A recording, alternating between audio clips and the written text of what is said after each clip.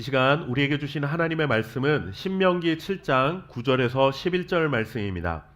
우리 주신 말씀을 화면에 자막을 보시고 한 목소리로 읽도록 하겠습니다. 신명기 7장 9절 말씀. 그런즉 시작. 그런즉 너는 알라 오직 내 하나님 여호와는 하나님이시오 신실하신 하나님이시라. 그를 사랑하고 그의 계명을 지키는 자에게는 천대까지 그의 언약을 이행하시며 인애를 베푸시되 그를 미워하는 자에게는 당장에 보응하여 멸하시나니 여호와는 자기를 미워하는 자에게 지체하지 아니하시고 당장에 그에게 보응하시느니라. 그런즉 너는 오늘 내가 내게 명하는 명령과 규례와 법도를 지켜 행할지니라. 아멘. 사람은 자기가 잘못을 알았을 때 잘못을 인정하는 것을 당연한 것이라고 생각을 하지만 실제로는 그 당연한 일을 제대로 행하며 살아가는 사람을 우리 주변에서 그렇게 찾아보기가 쉽지가 않습니다. 너무나 당연한 일임에도 불구하고 매우 큰 용기가 필요하다는 사실을 우리는 알고 있습니다. 우리도 그렇죠. 누군가에게 잘못을 저질렀을 때 내가 잘못했다 이렇게 사과하는 것은 정말 사실 생각처럼 그렇게 쉬운 일은 아닙니다. 잘못을 저질렀을 때 그리고 혹은 자기 잘못이 들통났을 때 사람들이 주로 본능적으로 먼저 보이는 반응은 남의 탓을 하는 것이었습니다. 모든 인간들이 사실 비슷한 반응을 보이며 살아갑니다. 나중에는 이제서야 내가 말하는 거지만 사실 내가 잘못했어 라고 인정할지언정 일단 처음에는 발을 빼고 보려는 그러한 습성이 우리 안에는 다 숨겨져 있습니다.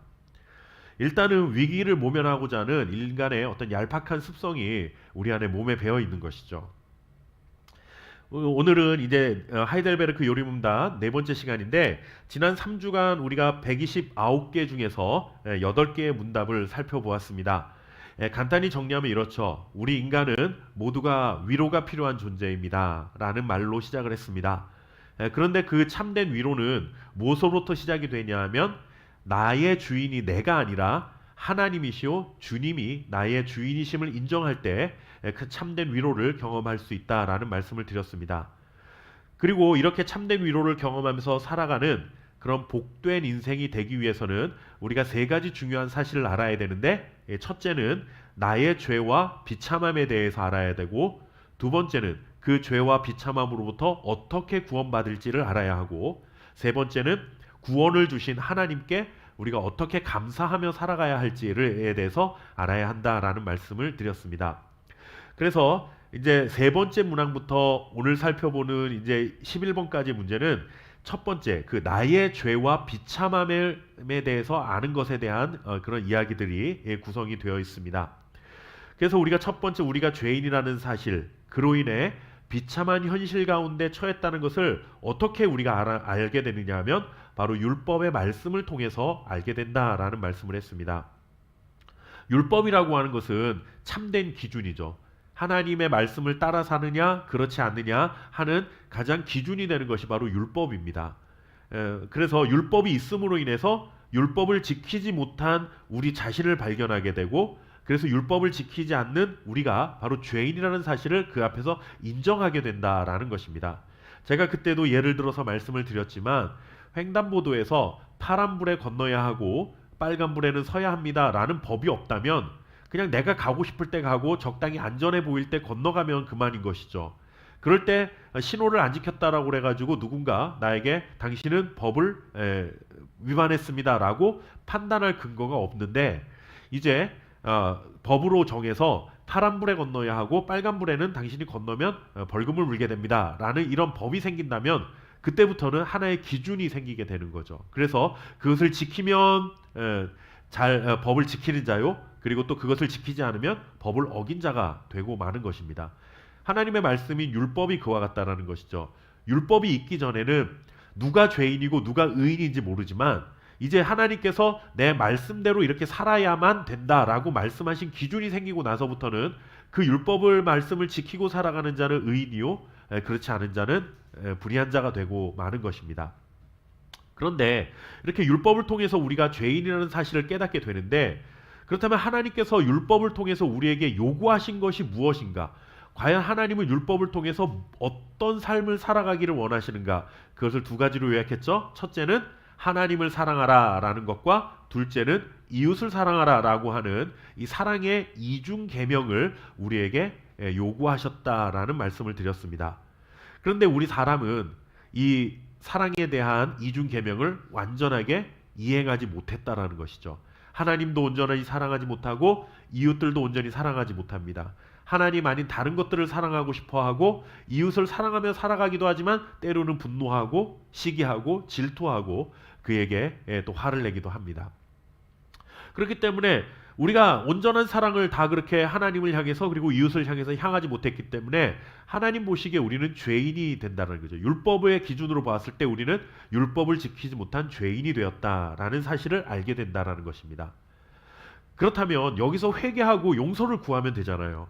하나님 잘못했습니다. 내가 잘못했으니까 용서해 주세요 라고 했다면 처음 말씀드렸던 것처럼 남의 탓을 하지 않고 그렇게 용서를 구했다면 우리 인간들의 삶이 조금 더 이렇게 비참함에서 조금 더 빨리 구원을 받을 수 있었지 않았을까라는 가정도 해볼 수 있지만 어쨌든 우리가 그렇게 용서를 구하지 않고 이때도 남의 탓을 하기 시작했습니다. 무슨 탓입니까? 하나님이 원래 우리 인간을 이렇게 죄 지을 수밖에 없는 존재로 만드셔서 이런 일이 벌어진 것입니다 라고 말을 한 것이죠. 그렇게 하나님 탓을 하려고 합니다.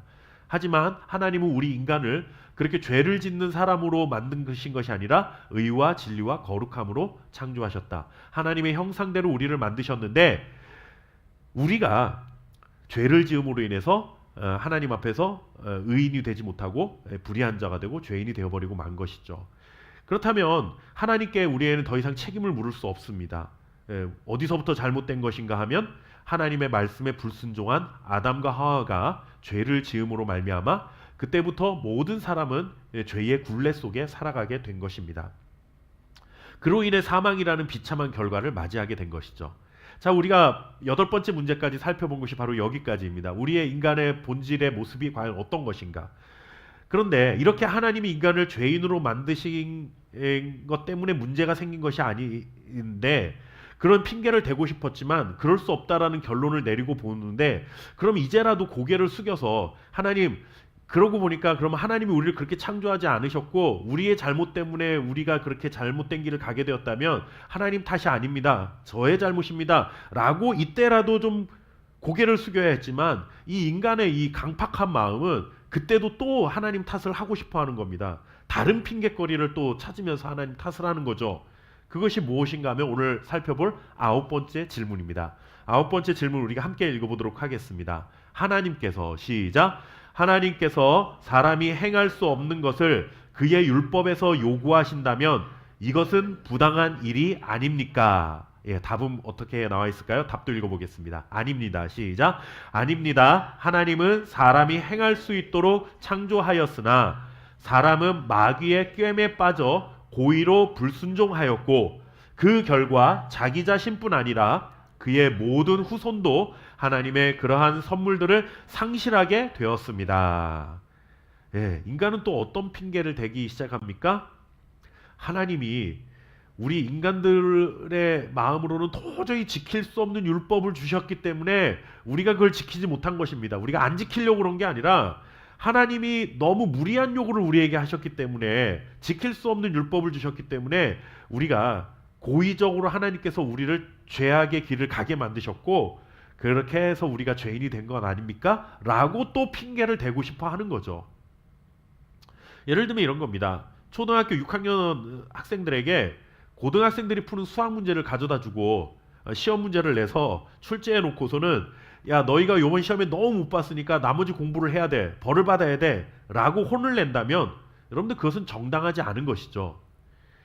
그런데 우리가 하나님 앞에 핑계를 대는 게 마치 인간의 모습이 이와 같다라는 것입니다. 하나님도 우리에게 그렇게 어려운 율법이라는 숙제를 주어 놓으시고 우리로서는 풀 수 없는 그런 숙제를 주고 우리가 하나님의 말씀을 도저히 따를 수 없었는데 그로 인해서 우리가 죄인이 된 것이라면 우리 탓이 아니라 그렇게 어려운 문제를 내는 하나님 탓 아닙니까? 라고 이렇게 목소리를 높이고 싶은 것이 바로 이 아홉 번째 문제 속에 담겨 있는 인간들의 마음인 것입니다. 하지만 하나님은 우리 인간들에게 하나님의 성품과 동일한 사랑의 성품을 이미 심어주셨습니다. 하나님을 사랑하고 이웃을 사랑하고 살아갈 수 있는 능력을 주셨다라는 것입니다. 율법이 요구하는 바가 이중 계명, 이 사랑에 대한 이중 계명이라 말씀을 드렸는데, 하나님께서 우리의 마음속에 사람들의 처음 창조하시면서 미움과 분노와 시기, 질투하는 마음만 잔뜩 심어주시고 사랑해라 하신 것이 아니다라는 거예요. 충분히 하나님을 사랑하고 살아갈 수 있는 능력을 주셨고, 그리고 또 이웃을 사랑하고 살아갈 수 있는 능력을 우리 가운데 허락을 해 주셨는데, 우리는 그 하나님의 그 심어주신 성품을 가지고 얼마든지 하나님의 말씀을 따를 수가 있었습니다.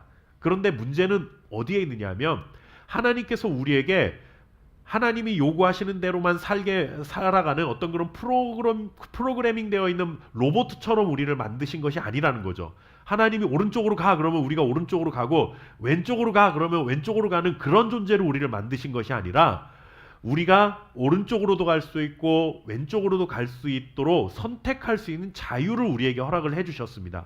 다만 무엇이냐면, 그 자유를 가지고 하나님이 원하시는 방향으로 너가 선택을 해서 삶을 살아가야 한다라고 우리에게 말씀을 해주신 것이죠. 하나님이 주신 자유는 우리가 고의적으로 우리가 어떤 하나님의 의도대로 죄의 길로 가도록 조정하시기 위해서 우리에게 주신 것이 아니라, 우리 스스로가 하나님의 말씀하는 것에 순종하는 것을 선택해서 살아갈 수 있도록 인격적인 존재로 우리를 만들어 주셨다라는 것입니다. 예를 들면 이런 겁니다. 남자들이 이제 군대에 가면 일단은 고참이 명령을 하면은 그것이 부당한 것이든 뭐 하든 것이든 간에 일단은 따릅니다. 왜냐하면 따르지 않으면은 기합을 받거나 혼날 수가 있기 때문에 무서워서, 그냥 그 고참이 존경스러워서 아니면 그 말이 옳기 때문에 따르는 것이 아니라 그냥 무조건적으로 복종을 해야 되는 거죠. 무작정 따르는 복종입니다. 여러분들, 하나님께서 우리에게 원하시는 순종이라고 하는 것은 그렇게 하나님에 대해서 아무것도 모른 채 그냥 무서워서 벌 받을까봐 그냥 벌벌 떨면서 하나님의 말씀을 지키는 그러한 상태로 우리가 하나님을 섬기기를 원하시는 분이 아니라는 거예요. 하나님을 명령을 하는 그 사람에 대한 존경심을 가지고 자발적으로 우리가 그분의 말씀을 따라 살아가는 것이 정말로 내 삶의 기쁨이 되고 행복이 되겠구나라고 하는 것을 깨닫고 자발적으로 섬기는 것을 원한다라고 하는 것이죠. 어느 것이, 어떤 삶이 두 사람에게 더 기쁨이 되겠습니까? 막 무서워서 어쩔 수 없이 그냥 에이 하는 수 없어 그래가지고 복종을 하는 것과, 상대방을 정말로 존중하고 사랑하고 배려하고 사랑하기 때문에 그분의 말씀에 따라서 내가 사는 것이 나에게도 너무나 큰 기쁨이 되겠다라는 마음에서 그 사람의 말에 순종하는 것과, 무엇이 더 두 사람의 관계 속에서 기쁨이 될 수 있겠느냐라는 거죠. 당연히 후자입니다. 상대방이 누군지도 모르는데 그냥 얻어 터질까봐 나 복종하고 말겠다, 아유 그냥 복종하고 말어, 그냥 이런 식으로 복종하고 따르는 것은 결코 두 사람과의 관계가 이렇게 원활하게 유지가 될 수가 없겠죠. 하나님께서도 당연히 그러한 관계를 원하셨던 것이 아니라 우리 사람들에게 자유를 주시고 스스로 하나님을 사랑해서 하나님이 원하시는 길을 선택할 수 있도록 우리에게 자유를 허락해 주신 것입니다. 그런데 인간은 하나님이 주신 그 귀한 선물로 하나님이 기뻐하실 일을 선택하지 않고 하나님과 등지게 하는 일을 선택하고야 만 것이죠. 그것이 바로 죄입니다. 만약에 하나님께서 우리로서는 도저히 지킬 수 없는 율법을 주셨다고 한다면, 그것을 지키지 못했을 때 우리가 불의한 것이 아니라 우리가 지킬 수 없는 능력 밖의 것을 요구하신 하나님이 불의하신 것이 돼요. 하나님이 불의하신 분이 되고 맙니다. 그러나 하나님에게는 조금의 불의함도 있을 수 없기 때문에 사실상 이런 이야기는 불가능한 이야기인 것입니다.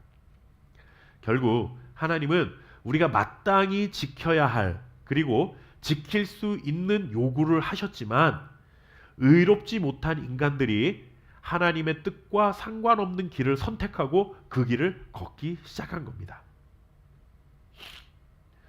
사단이 뱀을 통해서 역사했죠. 그래서 아담과 하와가 선악과를 먹도록 유혹했습니다. 선악과를 먹을 수밖에 없게 만드신 것이 아니라 그 순간 아담과 하와는 선악과를 안 먹을 수 있는 자유도 있었고 먹을 수 있는 자유도 있었다라는 거죠. 하나님께서 로봇으로 만드셨다고 한다면 누가 유혹을 해도 그냥 프로그래밍 되어 있는 것처럼 나는 안 먹겠습니다. 그러고 뭐 말겠죠. 그러나 하나님이 사람을 만드셨을 땐 그런 식으로 만드신 것이 아니라 하나님이 말씀하셨는데 선악과를 먹지 말라고 하신 이 말씀이 있으니 내가 하나님을 사랑하기 때문에 내가 그 말씀대로 순종을 해야 되겠다라는 마음으로 사단의 유혹을 거절하기를 원하셨던 것이죠. 그런데 인간은 자신의 욕심이 앞서고 말았습니다. 하나님처럼 될 수 있어 라는 이 유혹을 결국 이겨내지 못하고 하나님처럼 되고 싶다라고 하는 인간의 그 피조물의 한계를 넘어서 창조주의 자리에 앉고 싶어하는 그 욕심 때문에 사단의 유혹에 넘어가고 만 것입니다. 의롭지 못한 인간들이 하나님의 뜻과 상관없는 길을 걷기 시작한 시작이 바로 여기서부터 된 것입니다. 그렇다면 의로우신 하나님이 과연 그런 불의한 우리들의 모습을 보고 모른 척하고 넘어갈 수 있을까 하는 질문을 던져봅니다. 만약 하나님이 불의한 일에 대하여 눈 감아버리고 나는 상관없는 일처럼 여기셨다고 한다면 그것은 하나님도 불의에 동참하는 것이나 마찬가지 일이 되어버리고 맙니다. 예를 들면 이런 것이죠.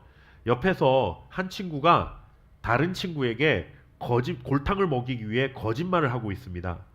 그런데 나는 그 친구가 거짓말을 하고 있다는 것을 알고 있는데 어차피 나하고는 상관없는 일이니까 모르겠다. 그냥 모른 척하고 말아야지 한다면 나는 거짓말을 하지 않았기 때문에 불의하지 않다라고 말할 수 없다라는 거죠. 그렇지 않습니다. 이것은 소극적으로 불의에 동참한 것입니다. 죄를 방조한 것이죠. 하나님도 우리 인간들의 죄에 대해서 하나님이 모른 척하고 계신다고 한다면 그것은 의로우신 하나님에게는 어울리지 않는 태도다라고 말할 수 있습니다. 그래서 10번째 질문은 우리에게 이렇게 묻습니다. 우리 함께 10번째 질문 함께 읽어보겠습니다. 하나님께서는 시작. 하나님께서는 그러한 불순종과 반역을 형벌하지 않고 지나치시겠습니까? 자, 답은 뭐라고 할까요? 같이 읽어보겠습니다. 결코 그렇지 않습니다. 시작. 결코 그렇지 않습니다. 하나님께서는 원죄와 자범죄 모두에 대해 심히 진노하셔서 그 죄들을 이 세상에서 그리고 영원히 의로운 심판으로 형벌하신 것입니다. 하나님께서는 누구든지 율법책에 기록된 대로 온갖 일을 항상 행하지 아니하는 자는 저주 아래 있는 자라고 선언하셨습니다.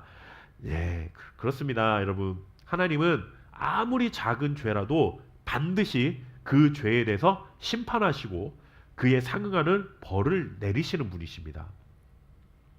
이 문답에서 우리는 두 가지 사실에 좀 주목할 필요가 있습니다. 하나는 원죄와 자범죄에 대해서 우리가 알아야 하고, 둘째는 하나님의 심판은 굉장히 의로운 심판이라는 사실을 알아야 합니다. 첫째, 여러분들 원죄와 범죄가 무엇인가라는 것입니다. 이미 교회를 오래 다니신 분들은 이 원죄와 자범죄에 대해서 이미 잘 알고 계시겠지만 다시 한번 말씀을 드리자면 이런 것이죠. 원죄는 쉽게 말하면 우리 안에 죄를 짓게 만드는 죄성을 말하는 겁니다. 죄의 성향을 말하는 것이죠. 아담과 하와가 죄를 지으면서 그로부터 출생하는 모든 인간은 그의 마음속에 하나님의 말씀에 불순종하려는 그런 어떤 성질이 생겨나기 시작했다는 겁니다.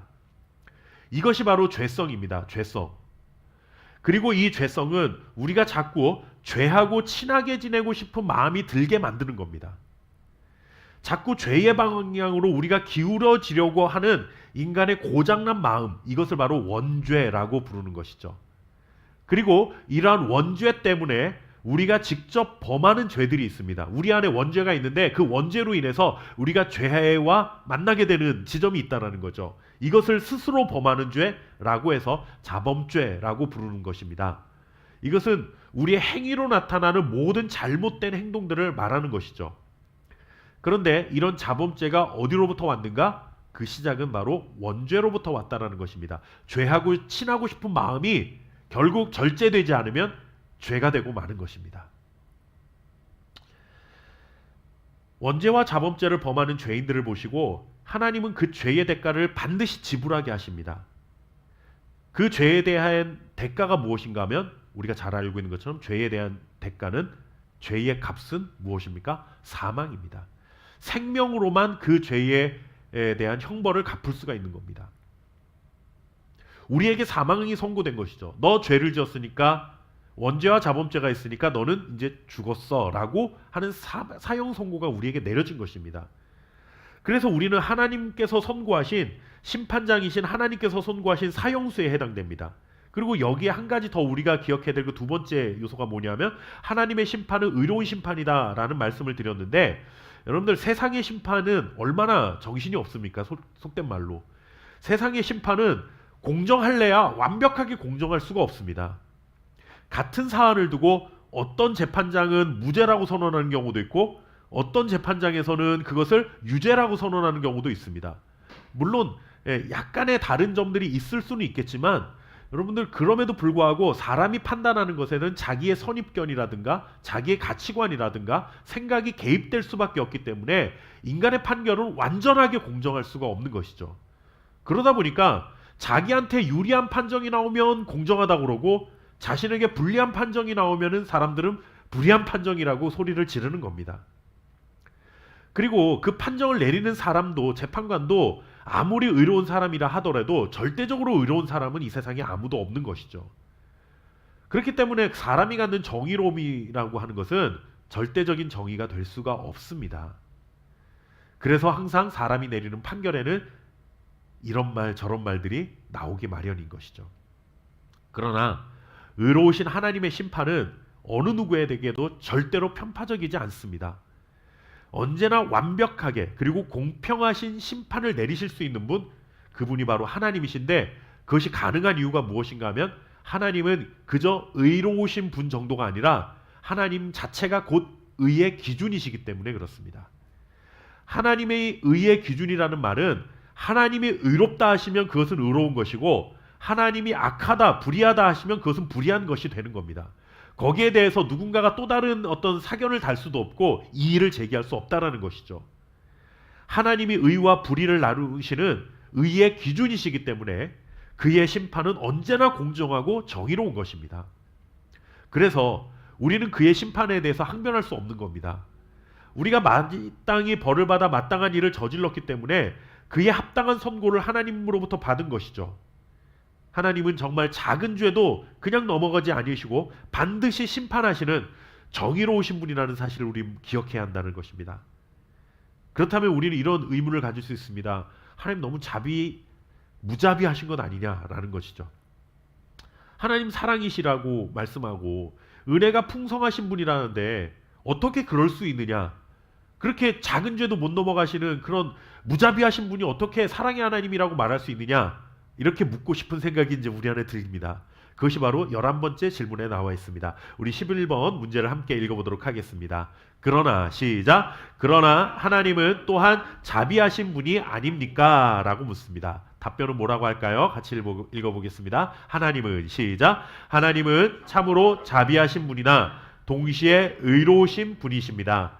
죄는 하나님의 지극히 높으신 어미를 거슬러 짓는 것이므로 하나님의 공의는 이 죄에 대해 최고의 형벌, 곧 몸과 영혼에 영원한 형벌을 내릴 것을 요구합니다. 네, 뭐냐면 죄는 하나님의 가장 높고 지극히 높으신 그 어미하심에 대해서 그것을 우리가 거스르는 것이고 반항하는 것이기 때문에 법정형에서 최고의 형벌을 받을 수밖에 없다. 근데 그 최고의 형벌이 무엇인가 하면 우리의 몸과 영혼이 내게 영원한 형벌, 영원한 죽음이 내려지게 되는 형벌을 받게 된다라고 하는 것입니다. 우리는 이런 말씀들을 보면서 아니 자비하신 하나님이 어떻게 이렇게 의로우실 수만 있느냐라고 말할 수 있는 거죠. 우리의 생각 속에는 자비로움과 의로움이 공존하기 어려운 것이 사실입니다. 자비하면 벌을 내리시지 않아야 되는 거죠. 근데 반대로 벌을 내리시지 않으면 의롭지 않으신 겁니다. 그런데 하나님은 자비로우면서도 의롭다라고 말씀하세요. 이게 우리에게는 사실 어려운 문제입니다. 자비 혹은 공의, 정의라고 하는 것 서로 상반된 개념으로 이해되기 때문에 하나님 도대체 어떤 분이시냐라는 거죠. 헷갈릴 수 있습니다. 여기서 우리는 자비와 그리고 하나님의 의로우심은 상반되는 개념이 아니라는 사실을 기억할 필요가 있습니다. 여러분들 하나님은 자비로우신 분이기 때문에 용서를 구하는 자에게는 반드시 은혜를 베푸십니다. 그러나 의로우신 분이기 때문에 용서하시지만 죄값에 대해서는 없지하지 않으십니다. 그것을 간과하지는 않으십니다.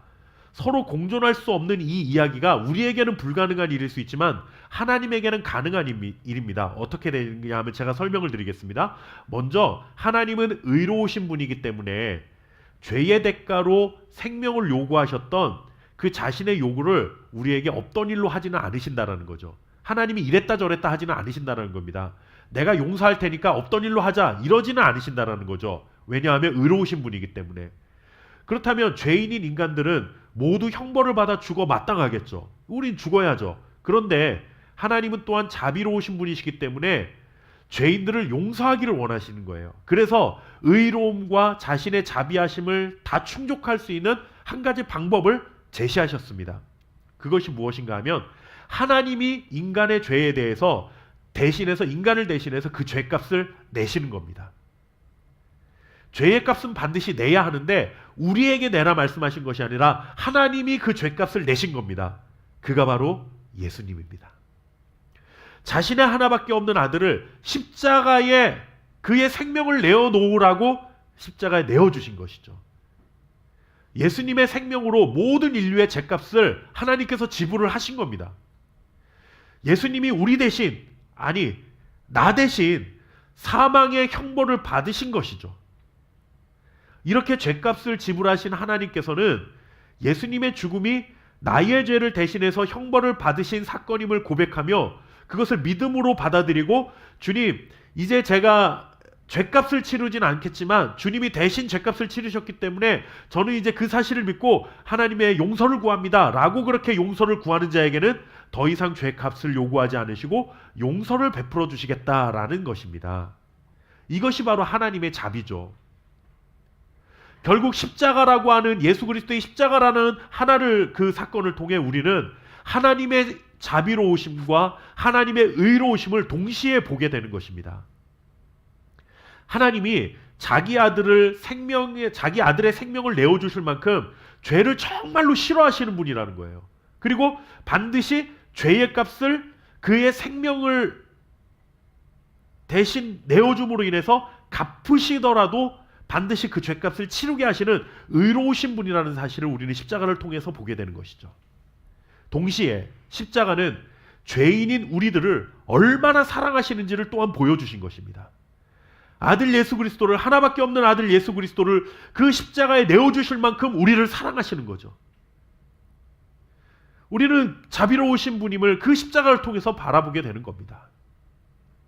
죄인인 우리들이 짊어져야 할 형벌을 아들 예수 그리스도가 십자가를 통해 다 짊어지게 하시고 우리에게는 더 이상 사망의 저주 아래 살아가지 않도록 구원의 길을 활짝 열어주신 것입니다.